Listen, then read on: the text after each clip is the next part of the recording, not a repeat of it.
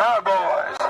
Among the crowd of rioters that stormed the Capitol, authorities say members of the Proud Boys were out front. Video shows a Proud Boys leader, Joe Biggs, walking into the Capitol. Biggs, what you gotta say? Biggs has now been charged with obstructing Congress, entering a restricted building, and disorderly conduct. He's one of at least 6 Proud Boys who've been charged, including Dominic Pezzola, who smashed a Capitol window using a shield. In court documents, an FBI special agent says Pezzola appeared to have an earpiece in his ear, and Biggs had a walkie-talkie on his chest. Multiple individuals were photographed or depicted on videos with earpieces, including other individuals believed to be associated with the Proud Boys, the agent says. They were some of the most militant people there because they were used to it, right? They spent the last few years sort of ramping up and practicing. NBC News reporter Ben Collins has been covering the Proud Boys movement, which formed in 2016. The group of mostly white men calling themselves Western chauvinists, fighting what they call anti-male bias. It started pretty small. In fact, there were initiation rituals. For example, to be initiated into the Proud Boys, you had to be beaten up while listing 5 breakfast cereals. That's a real thing you had to do. It was very juvenile. But after that disturbing and violent white nationalist rally in Charlottesville in 2017, the Proud Boys grew larger. They would invite in white nationalists.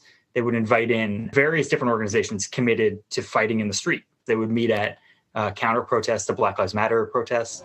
In Oregon, they'd often show up to fight left-wing Antifa supporters. And after former President Trump shocked many by calling them out at a September presidential debate, Proud Boys, stand back and stand by. They grew bolder, viewing themselves as protectors of the president. Victory smoke in the Capitol, boys. It's awesome. I knew we could take this if we just tried hard. How does he explain his actions that day? It got out of control. Dominic Pezzola's attorney describes him as a father of 2 from Rochester, New York, a former Marine and business owner who struggled during the pandemic. He's first-generation Italian-American. Loves this country. Anyone will tell you this wasn't Dominic 6 months ago. I think a lot of people were lured in by internet trolls and groups. He says the earpiece the FBI noted was for listening to music, and that the Proud Boys are not the organized machine people think they are. They were 3 or 4 guys that met in a bar, maybe in Syracuse, and they drank a lot of beers and vented. You want a war? The chairman of the Proud Boys, Enrique Tarrio, was not at the Capitol on January 6th. He was arrested 2 days before, charged with possessing high-capacity gun magazines. And on Wednesday, new revelations. Court transcripts show Tarrio helped Miami police and the FBI in 2014. His own lawyer back then calling him a prolific cooperator. It's going to be hard for a lot of the people in that community to ever trust that person again. They have specific words in that community for basically snitches. They don't view them kindly at all.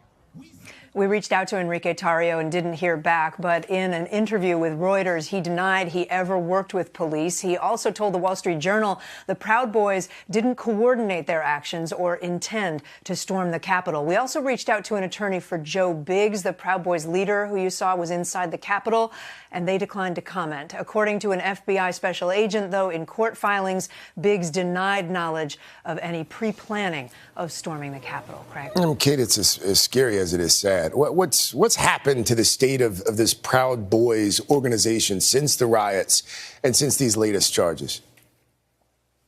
Yeah, it's interesting. Many Proud Boys were unhappy that former President Trump didn't fight harder to stay in office. So some have turned on former President Trump, with many social media platforms now restricting the group. They do have a big presence now, Craig, on Telegram. That's a messaging service, encrypted messaging, and their accounts there are growing. Hey, thanks for watching our YouTube channel. Find your favorite recipes, celebrity interviews, uplifting stories, shop our favorite deals, and so much more with the Today app. Download it now.